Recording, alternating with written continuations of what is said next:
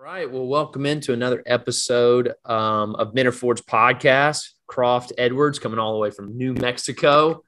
But if you're watching this on video, you'll notice that beautiful diploma over his right shoulder of the Auburn University. Well, War Eagle Croft, and it's great to have you. War Eagle. Great to be here. So, I'm just curious real quick, before we really get in your story, Croft, what's, New Mexico this time of the year? What is some of the activities going on? What is kind of springtime look like in New Mexico? Well, so for me, I consider myself a gentleman farmer. We have a small farm.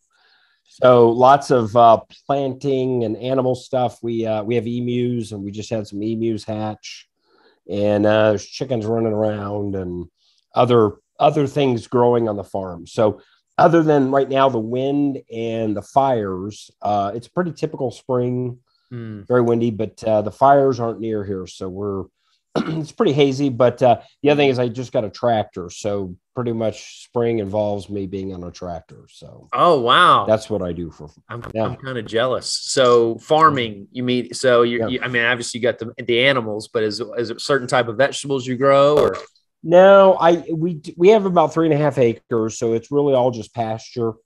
And then I do a lot of gardening, but more landscape type gardening, not so much growing vegetables. I have never been a vegetable person. So it's a lot of wasted energy to grow something I won't eat. So That's great. And wildfires. I mean, I lived in California where it was kind of during a drought. And I know I hear them in Colorado. I mean, as a Southern person where there's water in the air, we don't have to deal with those. Is that a pretty common thing? Usually every year in New Mexico, there's some type of fire? Yeah. And here, you're probably used to 60, 70% humidity. Mm-hmm. A typical day here, it's 20% humidity. So it's just super dry. A lot of wind. Now, I could say my joke of why it's so windy in New Mexico, but that involves why Texas sucks so much. But that's a whole nother story, right? But so it's very windy, very dry. The good news is, well, up north, there's more stuff to burn, but it's just, it is what it is. It's ideal conditions for that. And, we're in a desert state and it's windy and it's dry. So. Yeah. Well, it's a beautiful state that I've only driven through a couple of times that I'd really love to visit. So yeah, I'm really sorry. My curiosity sometimes takes over and I get curious about people where they live. I'm one of those people. I chose to come back to New Mexico, and we are 49th and 50th in a lot of categories, unfortunately. But there is an upside to that, is that we're not Arizona. Phoenix, it can take you 2 hours to get from one side to the other. In Albuquerque, still, I can get from where I live in the northwest part of Albuquerque to down by the airport in 20, 25 minutes. And that's right. So we like that. And I love the fact that I can get in the car and I can literally be in the middle of nowhere in, 20, 30 minutes if I choose. Yeah. So there is something to be said for that. Absolutely. Absolutely. Well, Croft, let's just get in your story. So, I mean, you live in New Mexico now, but what would you say you grew up? What state, what city? So I grew up southern New Mexico. I lived in a small town called Deming, home of the world's richest duck race, which is about 30 miles from the Mexican border. Mm-hmm. And then my parents divorced when I was about 7, I guess, and we moved an hour away to Las Cruces. And so grew up there, and I grew up in New Mexico pretty much my whole life until I went off to college. Yeah. So, native New Mexican. So what was maybe a more, sometimes I try to think memorable, or what was a life-changing moment that you experienced, especially in your adolescence, that you remember today that kind of changed your trajectory? So for me, it actually, it kind of ties to the leadership story. So my parents had divorced. We moved to Las Cruces. My mom worked for a U.S. senator as a district manager for one of his districts. Yeah. And I was probably 8, maybe 9 years old. And it was during the summer. And she had an event out at Fort Bliss, which is in El Paso, which is about 45 minutes from Las Cruces. So I went with her. I don't remember why, there wasn't anything for me to do, whatever. So But at this event, during the introductions, the announcer said, "Ladies and gentlemen, General of the Army, Omar Bradley." And I remember everybody just standing up because Bradley at the time lived at Fort Bliss. He was in his probably 80s, I would imagine. Actually, maybe even a little older. And they wheel in this older, frail gentleman in his uniform. And everybody just kind of stands up. And there's this clap that I remember being kind of a reverent, respectful clap, not like a cheer at a sports stadium, but rather just this respectful thing. And I just remember I didn't know who he was, but I was really interested in who is this man and why are people making a big deal of it? So on the way back, I asked my mom who he was. She said who he was. And I had her take me to the library. And I checked out his autobiography, which is called A Soldier's Story. And it's about 800 pages. And I was, like I said, I was 8 or 9 at the time. And I started reading it. And for whatever reason, it piqued in me this fundamental question that I've been studying ever since, which is, why was he, or any leader for that matter, successful?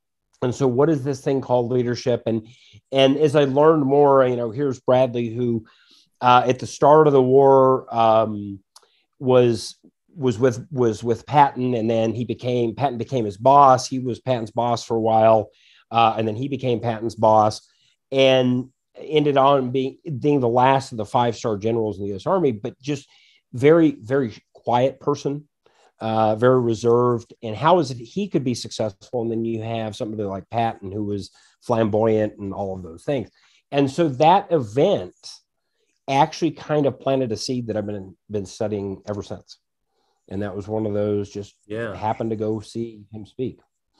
Which, my dad is such a movie buff. And so he introduced me to the movie Patton, and Omar, the guy who played General Bradley, it was very much a key influence into Patton, who really reshaped the war. And so that's interesting. That was your catalyst to leadership and growth. So along the way, did that lead to then getting into the military at some point in your life? Was that kind of the beginning? So then fast forward, my parents are divorced. My mom one night meets at the time, active duty Army lieutenant colonel. There's a lot of military down by Las Cruces, White Sands Missile Range, Fort Bliss. And he was stationed there, and they ended up getting married. He was an Army colonel at the time, had won the Silver Star in Vietnam, Army Ranger, West Pointer, just an amazing guy. Mm-hmm. And we had a little bit of a love-hate relationship, because when my parents had been divorced, I lived with my mom and my 2 sisters. So de facto, I was the man of the house. I was in charge. And here comes this bald Army colonel telling me what I'm going to do. And I was pretty sure that I wasn't going to let him to do that. But he had other plans. Yeah. And he kind of he kind of was like, no, we're going to do things a certain way. Mm-hmm. And it wasn't harsh. Like, he wasn't a tyrant. He was actually one of the most loving people I had ever met, but he just was so firm in his character and who he was. And he would say things, he could put things in perspective, mm-hmm. because he had been in combat in Vietnam, and in very intense combat. Mm-hmm. And I asked him one time why he didn't stay, and he said, I just had missed too many bullets. And he went through Vietnam completely unscathed. He said his replacement a week later was killed. And so he had seen that. And I remember he had seen all this carnage. And then we had a puppy that we had got that drowned in our swimming pool. Mm-hmm. And I remember we had a little kind of a memorial in the backyard, and I saw him crying. And here was a guy that could see all of that harshness of the world. And yet he had such a passion for life, such a drive. So he was a very big influence on my life. Yeah. So then I decide, luckily, my mom and my stepdad, great influence. My dad was also, but he lived back an hour away, and so we didn't see him as much. And so went off to school at Michigan State, because I just wanted to go somewhere and didn't want to go to the local college. Not that there's anything wrong with it, but I wanted to go see the world. Mm-hmm. And he actually chose to drive me to Michigan State, and we drove, 18, 24 hours straight, and He dropped me off. And I remember he shook my hand and said, I know you'll do well.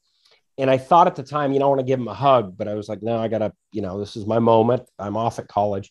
Mm-hmm. And little did I know that 2 weeks later, he was going to be killed by a drunk driver. And so that was very, very shaking, because that was the first time I had ever experienced death. It was the first time I'd ever really experienced something like that. So I come home for the funeral, and I'm out in our backyard raking leaves. And all of a sudden, it was as if everything he had tried to teach me, I just got. It just came alive.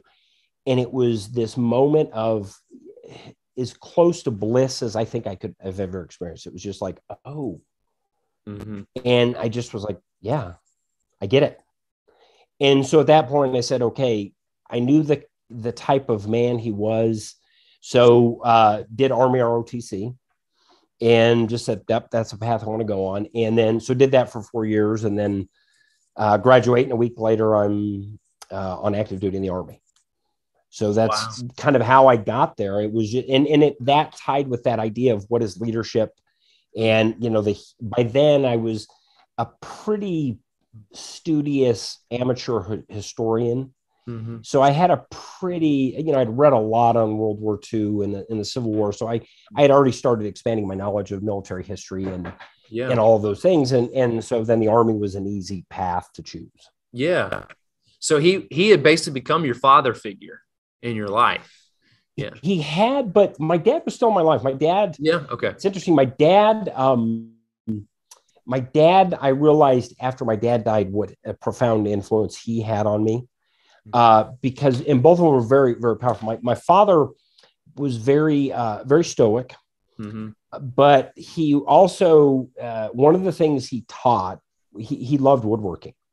And so when I would go spend time with my dad, which was usually every weekend, every other weekend kind of thing, we would spend the whole weekend just in the wood shop, and we literally wouldn't say much, but I learned all of these things about woodworking, and they're actually kind of life principles that I learned through woodworking. And so, my dad taught me, for instance, whatever you're building, doesn't matter what, the key is the foundation. Right. So if you're building a wall, if you don't put the lower layer of bricks level on a wall, the wall's not going to be level.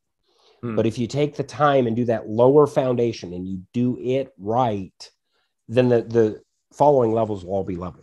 Yeah. And so it was little things like that we used to, he used to just teach me of, if, when I would hammer a nail in and it would go in crooked and I'd end up smashing it into the wood, he'd make me get out a screwdriver and pull it out and pry it out and do it right. So he was very much a very positive influence, as was my mom. All three of them were, but my stepfather was the direct influence on the military. Yeah. Because we used to talk about what is the military and how does it work? And I just assumed, as an 18-year-old kid, we'll have these conversations, but then we never got to really have the conversations. Wow. Because he was never alive when I was doing the Army. Yeah. So when you really look back and just as a teenager, his influence, what leadership traits have you really received from him? And now you look back and notice as a man. It's the duty, honor, country kind of piece from West Point of your word is your bond. I remember my mom, I just thought of this. My mom was just the same way. And so I was probably 15, and some friends and I were playing catch with a football in a strip mall. And I threw an errant pass and smashed a sign. And so I go, all right, I'm going to go. And the owner came out and I gave him my name and information. And I was like, whatever, I'll just, no big deal. And I had agreed to pay for it. Huh. So I'm like, yeah, I'll never hear from this guy. And then about a week later, I hear from him, or my mom got a phone call going, your son said he'd pay for this, blah, blah, blah. And so my mom, I come home, she's like, explain what happened, blah, blah, blah. And she said, you're going to pay for it. I said, no, I'm not. And you would have thought that, I crossed the line, and it was like that, the hell you will go down there right now and in person and own your responsibility. Wow. And so my parents really, all of them instilled in me the, do the right thing. At my stepfather's funeral, the first time I'd ever heard the cadet prayer from West Point, there's a line in there, make us to choose the harder right instead of the easier wrong, and never be content with a half truth when the whole can be one. And I heard it in that moment at his funeral, and it just stuck with me ever since. And I was like, yeah, that was the path. And I'm not claiming to be this righteous, perfect person, but rather that's been what I've attempted to do. And it shows up now, like, on the farm, I'll sell something on Craigslist, and it blows me away how many people will say, hey, I'll be by at 4:00, and they don't show up. And I go, right? And if Army buddy and I were talking about that, about how, no, if I say I'm going to be there at 4:00, I'm going to be there. And if I'm going to be 5 minutes late, I'm going to send you a text going, hey, traffic's worse than I thought. I'll be there at 4:05. And those were the kind of things that my parents instilled, of doing the harder right instead of the easier wrong, and just standing for something, that there are things more important than the instant gratitude and just doing whatever you want, but rather be a person, a man of your word. And if you say you're going to do it, do it. So I think that's been a huge influence on me. Yeah. And something distilled at such a young age, because it's just so rare. It's something as a kid, you think it's rare, but then you think adults do it, but most adults don't do it either. Yeah.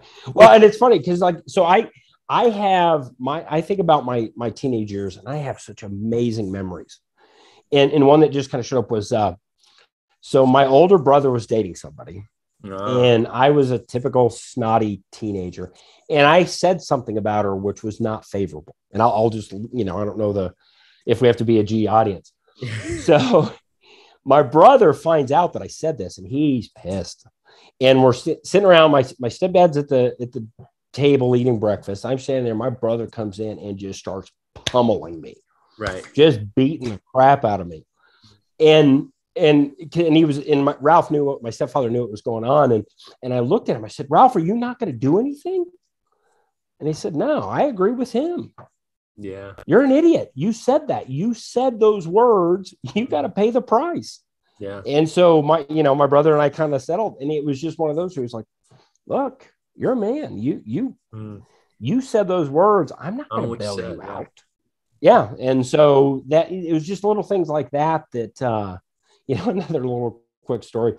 I was a teenager, and I would go out with my friends at night. And this was back in the days when, we would go out and parents didn't worry about us. And yeah, we were up to no good, but we knew there was boundaries. And curfew was like midnight. I stumble in at 12:30 or 1:00 thinking, they'll never know.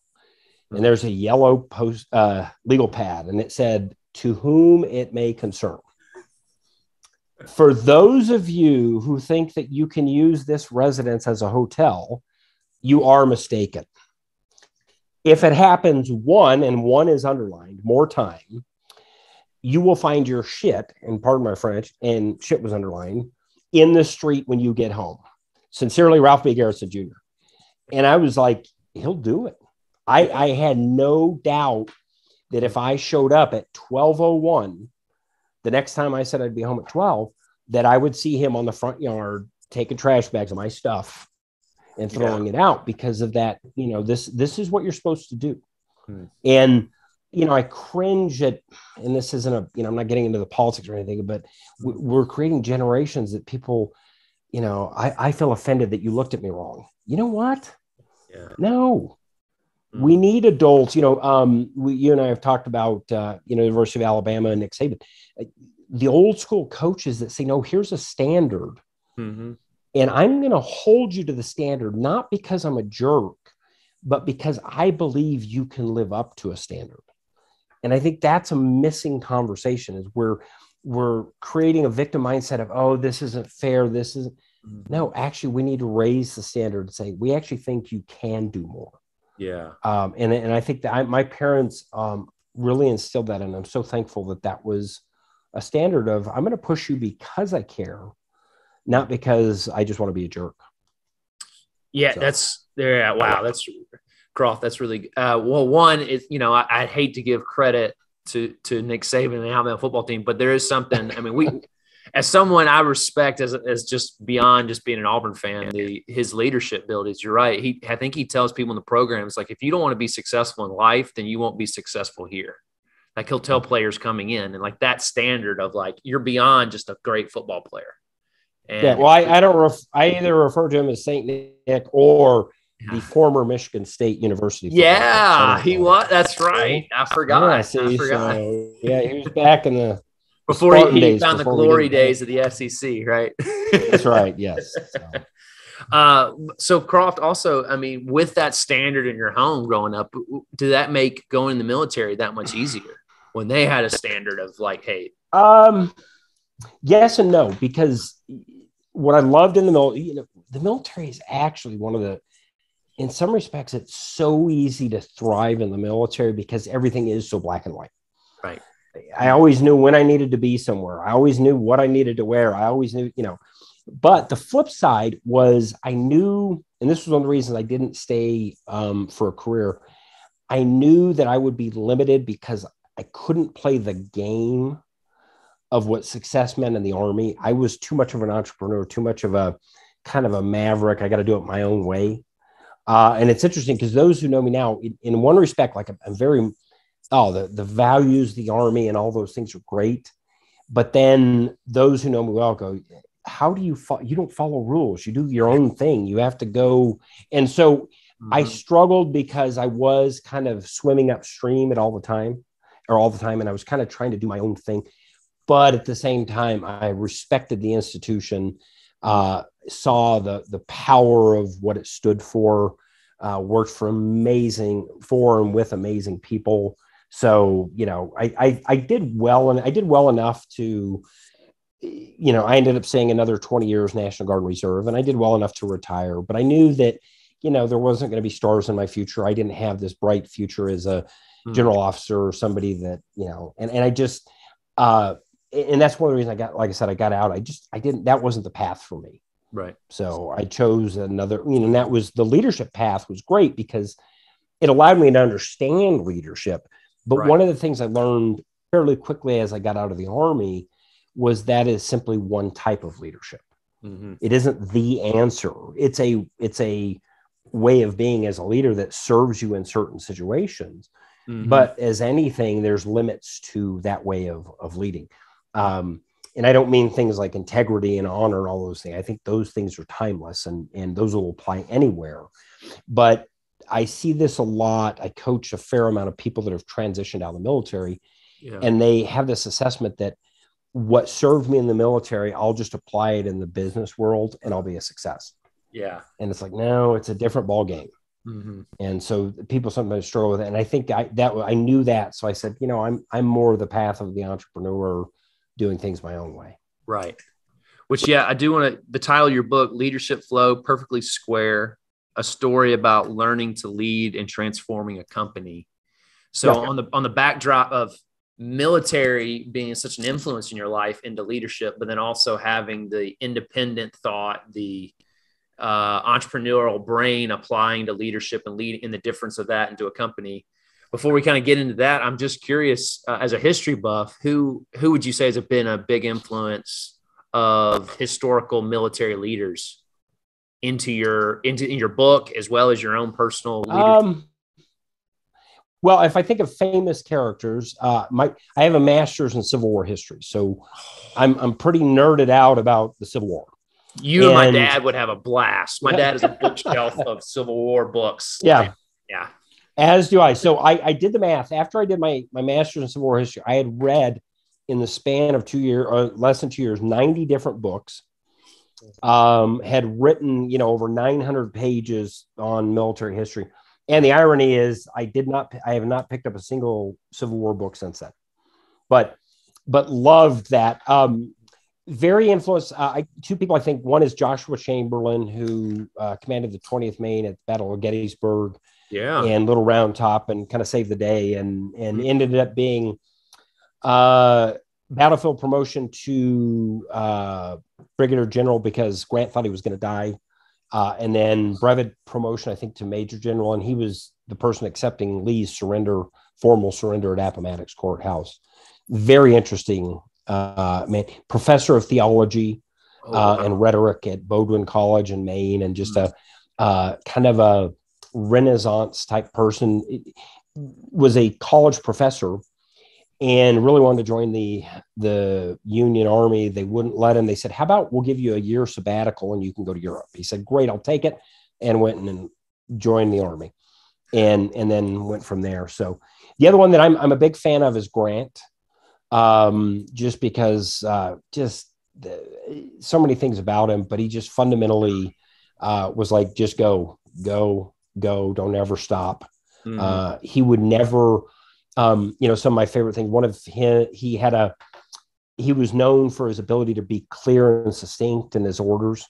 And so I remember one of his quotes was to General Meade when he took command. He said, where Lee's army goes, there you will go also.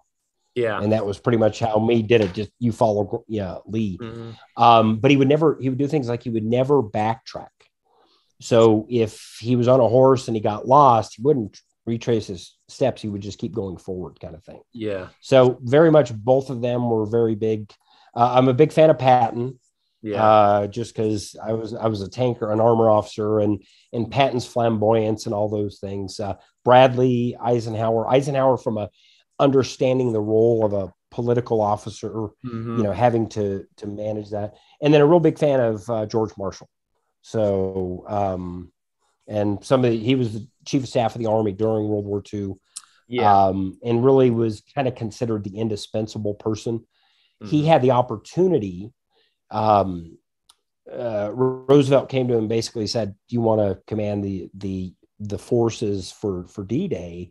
Mm-hmm. And his response was something to the effect of, sure, that's not my decision. That's your decision. And whatever you tell me to do, I'll do. Knowing full well that whoever was going to command D-Day was going to go down much more in history than whoever was the chief of staff in the Army. But what ended up happening was so many senators and key people in Washington said, no, he needs to be here because he's that influential. So, wow, those are all, when you geek out about military history, that kind of stuff. So, which I could, one of my favorite biographies was Patton after I read mm-hmm. the book, and just some of his quotes, how real they really were in the movie. I think I can relate to Patton. One of my favorite quotes about Patton was, mm-hmm. A fitness report on him in the 30s mm-hmm. was something like this. It was, this man will be completely invaluable in war, but quite frankly, he scares me in peacetime. Right. And Patton was such a great example. I mean, he was, the whole reincarnation, the chivalry, wrote poetry, wanted to duel Rommel in the desert, all that stuff. But somebody like him struggled in many respects in the peacetime army. He went in depression between the two world wars. Yeah. Had multiple affairs. All of this. Mm-hmm. Yeah. He was Patton. Mm-hmm. And then, and it was interesting, our place in history is sometimes determined by when we die. And so, at the end of, it was December 21st. I know that because it was my birthday, 1945, not the day I was born, but mm-hmm. That's the day he died. And so he had the ability to do this brilliant thing. Too, right? Yeah. And then a car accident and broke his neck. And then I think about, yeah. So, yeah. Yeah. Yeah. And you're right. And he was already creating conflict in just the 6 months of peace. Yeah. Well, let's go kick Stalin's tail and let's go fight the Russians while we got the army to do it. Yeah. And you could make the argument that, well, there was legitimacy there, that, we're seeing what happens when tyranny isn't opposed. Mm-hmm. And, the Cold War on up to today, we're still feeling the effects of the Russian mindset. So absolutely. Oh man, I could sit here and geek out with you, Croft, all day on that, of just even Civil War history. And I could hear your Union side as a Southerner who, my bookshelf, not many people. Well, this, I will tell you, Lee's I'm a big fan of Lee. Stonewall Jackson, I love. Nathan Bedford Forrest is a super interesting, not politically correct to be a fan of Forrest, but I learned as a historian, I'm not judging it as, what is contemporary thinking? You have to look at history in the eyes and in the span of when it was. Forrest was just scared, rose from the rank of private to or lieutenant general in the Confederate Army. Stonewall Jackson, probably my favorite Confederate general, and very quirky, but when he put his mind to something, he was, super interesting. So I still have they still study his tactics at West Point, don't they? I mean, it's they do.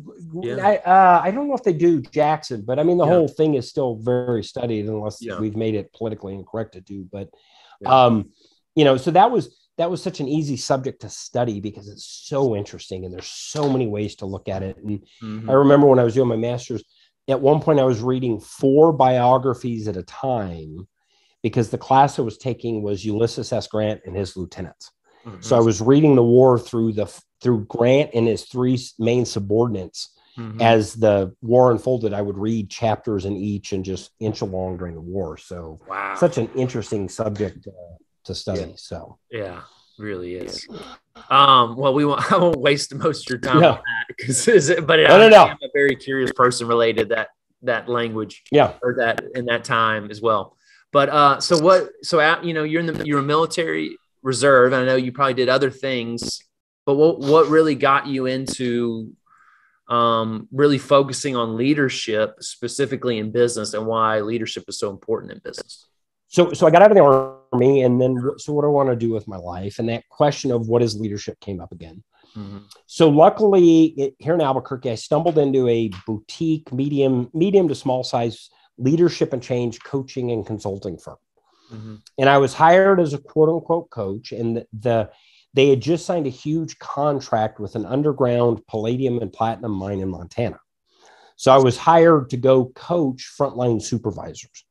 And the good news was, being underground in a palladium and platinum mine isn't really that much different than being in the field in the Army. Lots of big, dangerous equipment. You have to wear protective gear, harsh conditions, the mindset, you've got to always be going and all that. So I really kind of took to it and had some success. I had read Tony Robbins. I had read Zig Ziglar, so I was into self-help. And at the time I was reading, I went through, I don't know, probably 10 years where I was trying to read 50 books a year. And I would literally just every week, and it was almost always on leadership, history, whatever the case may be. And so after about 2 or 3 years, I had about 600 hours of coaching under my belt, and said, you know what, I think I want to get certified as a coach. And so this is the early 2000s. Coaching is just becoming a little bit more mainstream, a little more acceptable. So started looking around. Because I was in the Army Reserve, the Army basically said, look, we'll pay for it as long as it's with a university, and stumbled into an organization called the Newfield Network. And I'll talk about that in just a second. Because that year, Newfield did a program with Villanova University's executive education department. And they had this leadership and coaching program. And it was in what's called ontological coaching. And I'll talk about that in just a second. And it worked out great because it was over 2 fiscal years. The Army said, yep, we'll pay this part. We'll pay this part. They'll pay for the whole thing. So I went to Newfield in Villanova to become a coach. But the reality was, I was actually not, I was just going to check the block. Because in my mind, I was a captain in the United States Army. And look, if any institution owns leadership, it's the United States Army. I mean, after all, we kind of invented it, and you could go through all the leaders.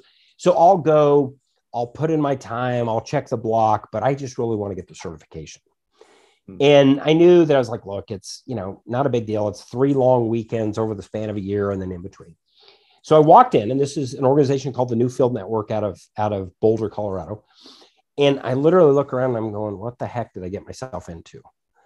And there's all these people, it seems like they're dancing and they're so happy and, oh, this is great and all these things. And I literally thought about, this is going to be a waste of my time. But I knew, 1, I just want to get through the program for the certification. And 2, because the Army is paying for it, it's going to be easier to just do it than have to explain why I dropped out.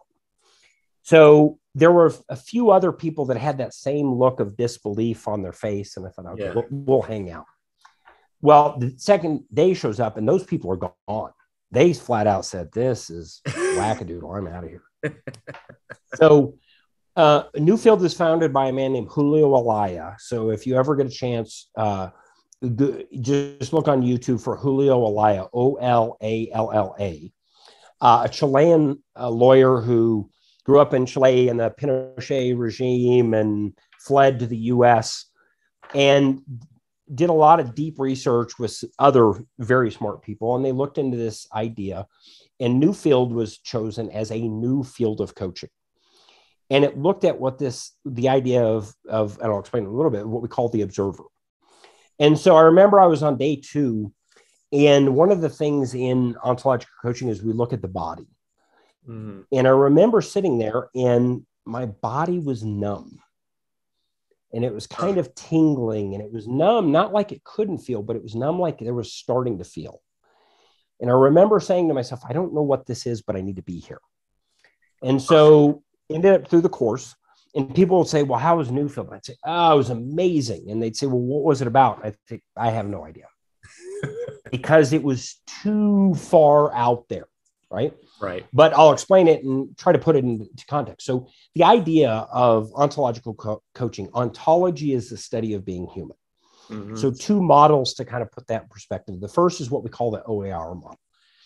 The A stands for action, R stands for result. So as human beings, we take actions, we get results, right? So a simple example, let's say you said, I want to run a marathon. Great, not a problem. Here's a 6-month training plan. Week 1, you run 10 miles. Week 2, you run 12 miles, and so on and so forth. And in 6 months, you run a marathon.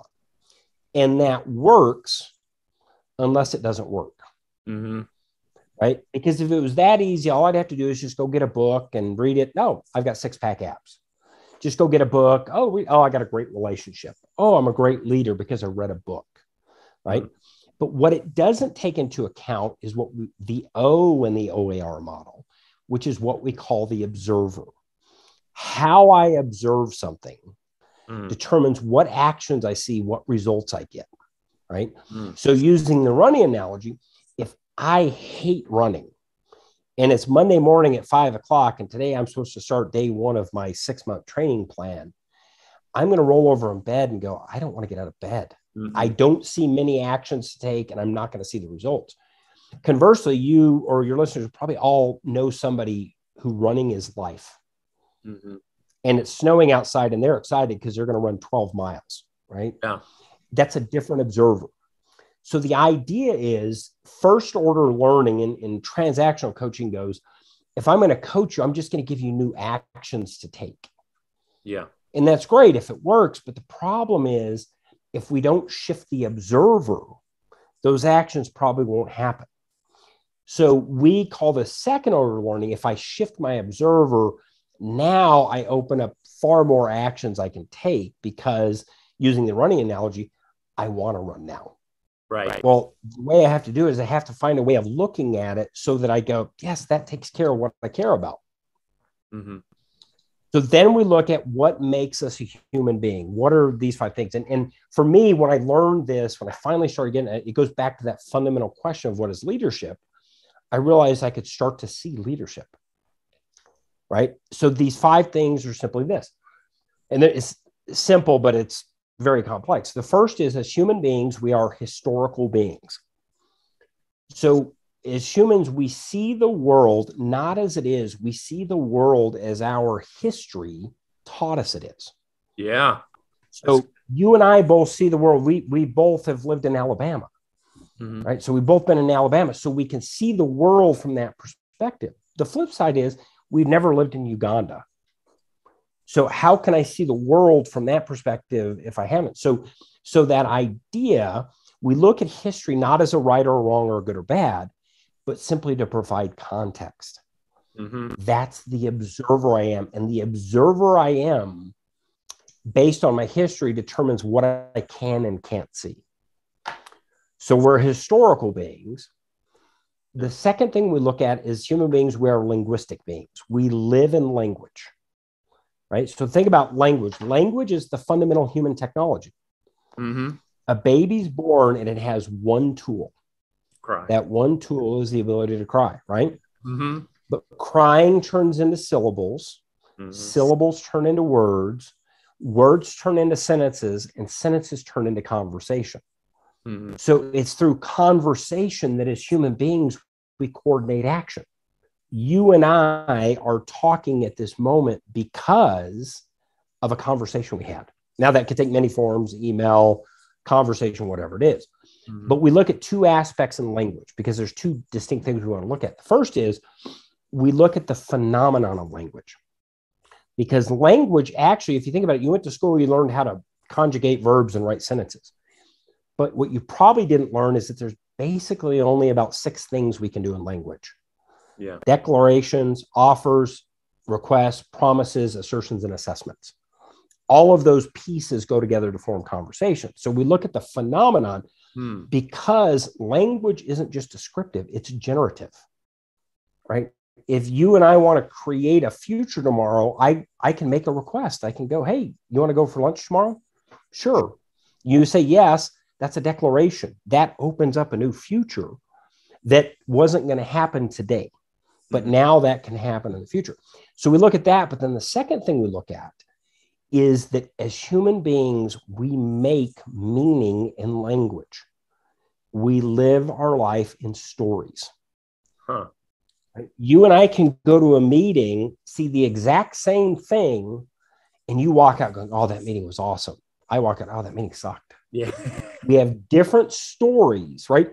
We're describing them as if they're real. That meeting was rotten. That's what I think is real. But that's actually just my interpretation, my story, based on my history and then the other factors I'm going to talk about. So we're historical beings, we're linguistic beings. The third thing we look at as human beings, we are emotional beings. Yeah. We are always in some mood or emotional state, and we look at moods and emotions as a predisposition to action. So if you think about this, every day as human beings, there are literally millions and millions of data points coming at us. So I walk outside, there's a bird, that's a data point. There's a tree, that's a data point. There's a car, all these data points. We need a way to make sense of all this data. And the way we do it as human beings is we use emotions, right? So if I walk out of my house and I see a car barreling down the road and I see my daughter in the driveway in that path, I am going to have a strong emotional response to take action, right? A predisposition to action. The thing about moods and emotions, though, most of us are blind to them. And we see them, they perpetuate a story. Fine example, we just went through this thing called the pandemic.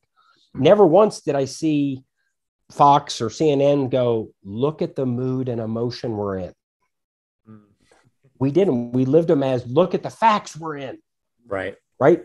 And look at all those facts that were stories. Oh, mask save. Oh, mask are a joke. Whatever it is. Story. We never acknowledge we're in an emotional state. Yeah. I predict there will actually be people that will wear masks for the rest of their lives. Yeah. Because they've created mood that the world is a dangerous place. Right? Yeah. And I'm not judging. I'm just simply saying that's the power of moods. And most of them they're so subtle because that's the world we live in. So we're historical, we're linguistic, we're emotional. The fourth thing we look at as human beings, we are somatic. We live in bodies. The body, we are not brains on a stick, right? The body is actually the domain of action. So any action you take, you're taking on or you're writing, that's the body. You're listening, that's the body. You're speaking, that's the body. You're walking, that's the body. So the body is a domain of action. But as human beings, we cannot do what we physically cannot do. So if you and I need to have an open conversation, but my body is closed, we can't actually have an open conversation. So we look at the body to see, oh, what's the literal shape of the body? And for me, this was a huge place of learning, and I still am working on it because, for instance, I learned in the Army to have a mask. So when it gets tough, you grit your teeth, you focus, right? That serves you. But the problem is, if that's how I always see things, now I'm limited. Yeah. So those four things. And then the fifth thing we look at is human beings, we are our practices. What we practice, we become good at. Right? And if you think about it, I'm going to ask you a question, and I think I know the answer. Do you brush your teeth? Yes. Yes. Right? And I know you do because all your teeth are there. Mm-hmm. And I bet you practice every day, at least twice a day. Mm-hmm. Now, the good news is you're practicing, but if I ask your dentist might say, well, Carl, you might want to brush a little bit longer. Yeah. Or you might be missing a spot, right?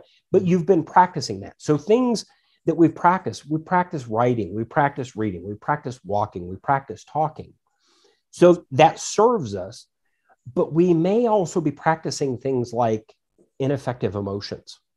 So I'm in a mood of resignation and I've actually been practicing it.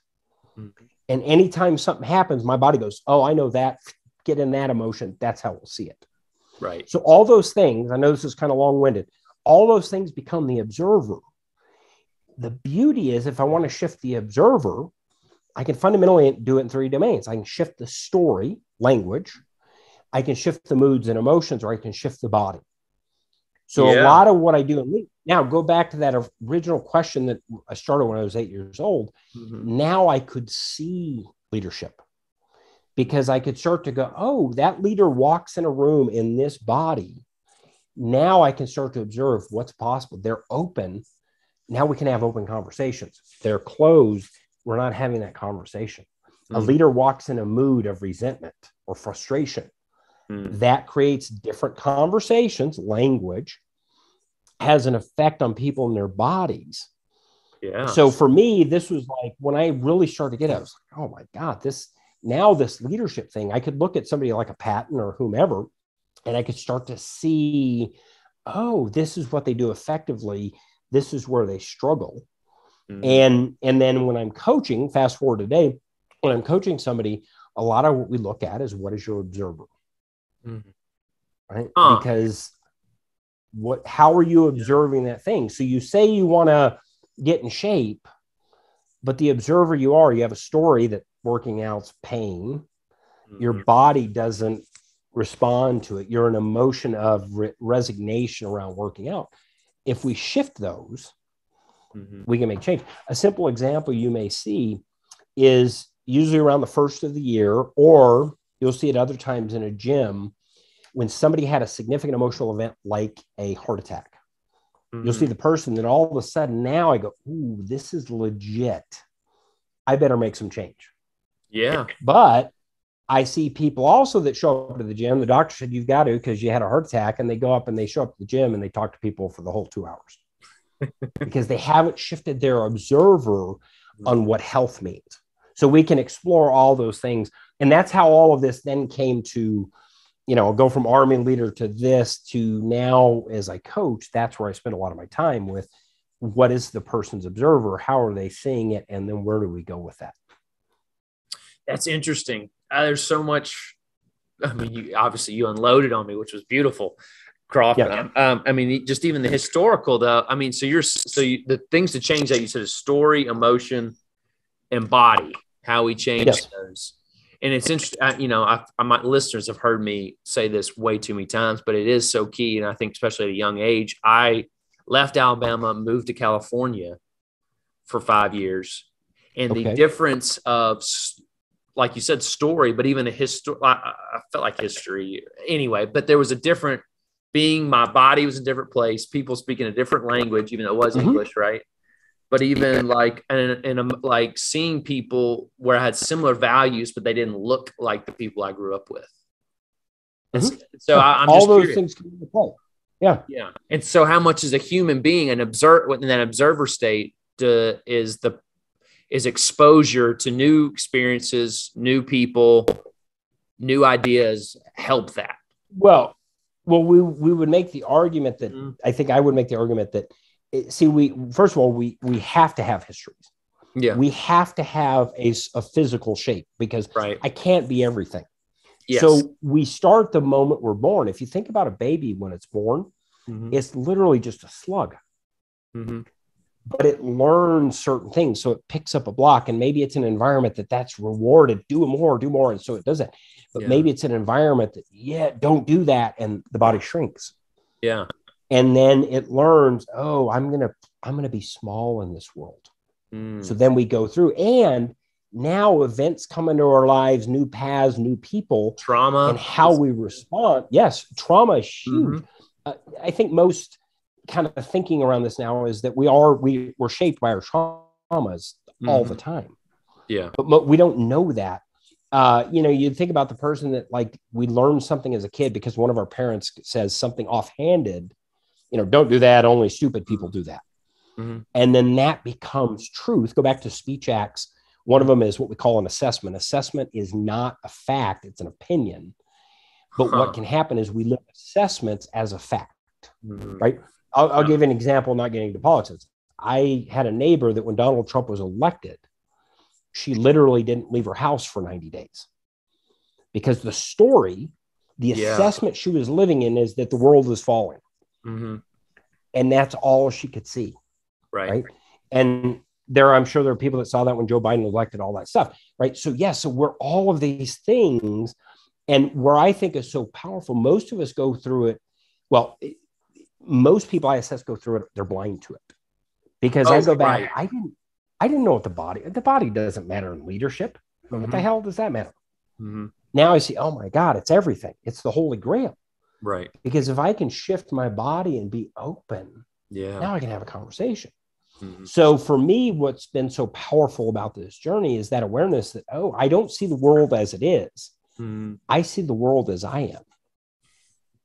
Right.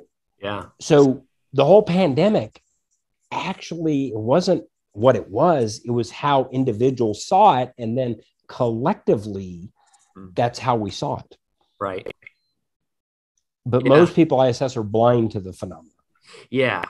It's crazy. And so, I mean, being that this is the Men Are Forged podcast, how much are men therefore influenced by other men, especially older men?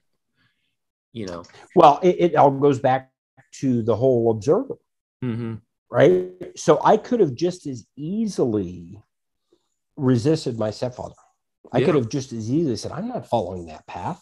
Now, I don't know why I did what I did, but I responded to it. Right. Right. So you'll see people that will grow up in a household and, they're a year apart. They literally had identical childhoods, and yet they're two different directions. Yeah. We don't know why, but I would assess that men are shaped, and anyone is shaped by the stories they tell, the moods and emotions they live in, and in the body. So one of the things I didn't talk about, I've done a lot of deep dive into somatics, the study of being in the body.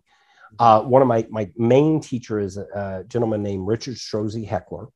And Richard's just a guru at this stuff. He 7th level Dan in Aikido, literally has a leadership dojo in the mountains of Northern California where you don't go to talk about leadership, you experience it in your body. And so we practice being in our bodies around leadership. And for most people, we're blind to that. We just think, this is the body I'm in, but we don't realize that if we go back to the body, moods, and emotions language, we can't actually separate them. See, I can't have an emotion because to have an emotion, I have to have a body that's in that shape. So real quick, if I said something to you that was shocking, your body would do something like this, right? Yeah. Yes. Which is a universal human thing. And what's happening is your eyes open, your observer goes, there's data here I cannot comprehend. And I assess it's dangerous. Pull that body back to expand the horizon, open the eyes, get air in the system, and prepare to possibly have to take massive action. Right. So I can't separate those because all of that happens in a millisecond. And we have a story, we have moods and emotions, we have a body. The beautiful thing, though, is I can coach to any one of the three. So if somebody's in a big breakdown, I can say, we can look at it linguistically. What's your story? We can explore the moods and emotions, predisposition to action, or we can explore the body. And usually we do some combination of all those three. Yeah, that's great. So yeah, so I guess, this is the kind of last real question here, Croft, is, so how do you now, I mean, you kind of just mentioned that. So what is that? How did that lead to what you're doing now? And how, where do you see that most in what you're doing? Is that in leaders in business? Is that in leaders in certain types of industries, or even outside of the business world? So it shows up in everybody that's human. Yeah. So I coach literally from individual contributors to very, very high ranking government officials in both the government and the military. Okay. And to the same thing in business. All of them are observers. Right. All of them have bodies. All of them have stories. All of them. So what I love about it is it doesn't matter who the person is. What I have worked very hard is to understand or be able to look at how they're observing it, not to judge, but rather to go, oh, they're seeing X, but they're saying they want to see Y. Then I can help them see, oh, you see how you say you want Y, but you're actually focusing on X. Right. And then we can explore it in the body, the moods and emotions, the language, however we do that. And you generally do that through one-on-one coaching. Is that? Yes, but I do also a lot of, in organizations, we'll do, like right now I'm working with an executive team of a manufacturing company. So we'll do that. The team, we're collectively going through, starting this idea of it, helping them understand how they are as individual observers and then collective observers. Yeah. And so this is another, I said that was my last question, but I do that one more. That's right. I think what's fascinating is how much influence a leader has on a culture. And so the leader as an observer, how important is that, and why is that so? I mean, you've kind of already hit on that, but I'm just fascinated. I actually think that's the main thing, because the leader, a definition we use for my discourse is politics is the conversations about who gets to have which and what conversations. Well, the leader determines what conversations we have. The leader determines what moods and emotions we have. So the leader then, whether it's a family, a business, a church, it doesn't matter how the leader shows up. And all you have to do is look at, the United States under Donald Trump was a different country than it is under Joe Biden. Now, I didn't say which is better, which is worse, but I bet I could get people to agree that it's different. Right. And it's different because those leaders show up with different moods and emotions, different stories. They have different conversations. They say, here's what we're going to focus on. Yep. So leaders are absolutely critical. Even if I'm a leader and I let the culture run me over, I'm still determining it because I actually could change and say, I want to have a different conversation. But many times leaders don't have that skill, because go back to practice. I haven't practiced on how to have that conversation. So most leaders are blind to what's going on because they're so indoctrinated into their way of observing that they don't have the ability to go, wait a second, we're missing some conversations. And that is, I mean, is that the rub you're feeling when you're coaching a leader, is helping them to engage and to understand that someone has a different observer than they do? Yeah. And just, yes, having them, you're an observer, they're an observer. You see this, all you have to do is go on Facebook and my candidate is the greatest thing since sliced bread. No, your candidate's an idiot. That's not going to work. Right. So we have to be aware of, oh, this is my observer. This is your observer. And then when we start getting into business or teams, what is the shared outcome that we want to commit to? Yeah. But we can't force. See, I can't force. A real quick example. I can't force you to be committed to something. And the best example I can think of is masks. How effective is it to have a mandate around masks? Doesn't work. Now, some people will be committed to it, but there were a lot of people who said, the heck I will. Right. Because we didn't actually have a shared commitment. Yep. Right? We had two different views that, oh, this is what the future holds. And half said, the heck it does. I'm not doing that future. And then that's where we're at right now, is we don't have a shared commitment. So, for all the political stuff that people say, it isn't going to be until a leader can say, here's a future that we can all agree to and commit to, which is impossible, by the way, because not everybody's going to agree to it. But effective leaders tend to find something that we can all at least get on board with. Yes. And that's what you would say the common thread of all good leaders that you know or have studied. That's generally what they do.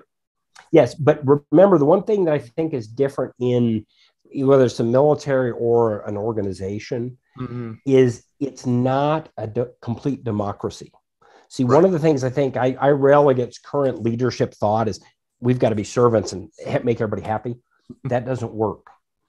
The leader's role is to get people committed to a future that takes care of what the organization is committed to. And so you may not like it, but can I get you committed to producing the results? Right. Go back to, I would assess, we talked about Nick Saban. I would assess he's a very effective executive as evidenced by, I can see the end result. On the field, they do what they say they're going to do. And that's not for everybody. There are people that leave, say, I'm not playing. And he says, fine, go. If you're going to be in this organization, this is the commitment we're going to commit to. Right. And that's where he then goes, and great coaches, great leaders have that ability, but they're not there to be liked. And I think one of the things we've created in leadership is, you've got to be this all-inclusive, everybody like you leader. No, it's not going to work. That is interesting because you talked about body just being open to conversation. And that is not necessarily being liked, but that's just being open. Well, and I can say, no, that's not a conversation I'm going to have.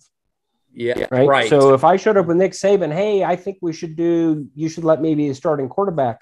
No, that's not a conversation we're going to have, Croft. Yeah. There's going to be a scout. I may not like it. Yeah. No matter what. No, that's not a conversation we're going to have. So it isn't, open may serve in the moment. If I truly want to hear what people, yes, but I don't always have to be open as a leader. Right. Because I'm committed. Here's the outcome. And I don't want to hear what you have to say. Yes. And I think at the end of the day, even the people that don't agree with that, there's still people that are attracted to conviction of this is what we're about and this is what we're doing. Yeah. So that's real quick, I use the example of George Bush right after 9/11. Most people, if you look right after 9/11, he basically said, you guys pissed off the wrong cowboy. We're coming after you. And in that moment, most people were committed. 7 years later, a lot of people weren't as committed because they go, no, maybe we changed. But he pretty much, whether you agree or not, I think he pretty much, this is where I stand. Yeah. So, and leadership is not a popularity contest. And that's why political leadership, don't even get me started on that. Right. Just turns gross. That's what it does. Yeah. Because the goal of the leader is to get elected, not to stand up for what we assess is right and go the direction. So. Right. Which is what, we've all just history. We've not been voting for policies. We've been voting for a narrative and especially in the modern world, is the image as opposed to, go back to the Lincolns and the Washingtons, what is the character and where do they actually stand? Right. Yeah. TV media really affected that, didn't it? Yeah. The story being told, right? Yes. Yep. And it is a story. Yeah. Well, Croft, I appreciate you coming on. Is there a place where people can find you, follow you, or buy your book? Well, I think like you and I both have very unique names. Yeah. So the good news is all you got to do is Google Croft Edwards, and I'm pretty much number one on the list. Yeah. My website is croftandcompany.com. And then my book is LeadershipFlow Perfectly Square. You can find that at Amazon, where all those different places. And but I'm fairly easy to connect with, and love to connect on LinkedIn, and pretty much LinkedIn and Twitter are the only places you can find me. Great. Well, I appreciate you coming on, Croft. It was a fascinating discussion. So yeah, anytime, Cartwright. Great time, and War Eagle.